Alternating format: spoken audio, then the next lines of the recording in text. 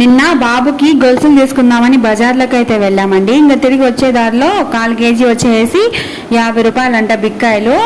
ఎంత ఆమెను గోగినా ఒక్క కాయ కూడా ఇవ్వలేదు. ఇంకా సరే అని చెప్పేసి ఆమె ఇచ్చిన కాయలు అయితే తీసుకొని వస్తూ నేనైతే మనసులో ఇట్లా అనుకున్నాను అనమాట. మా చిన్నప్పుడు అయితే మేము గుట్లు ఉంటాయి కదా, కొండల మీద పోయినామంటే ఎన్ని కాయలు కావాలంటే అన్ని కాయలు తెచ్చుకునేది. ఒకసారి మా పిన్ని, మా అమ్మ, అలాగే మా అమ్మమ్మ ముగ్గురం కూడా పోయేసి ఆడ కొండ మీద అయితే కాయలంతా పొద్దునే 6 కల్లా వెళ్ళిపోయినామంటే మళ్ళీ తిరిగి 11 కల్లా ఇంటికైతే వచ్చేయచ్చు.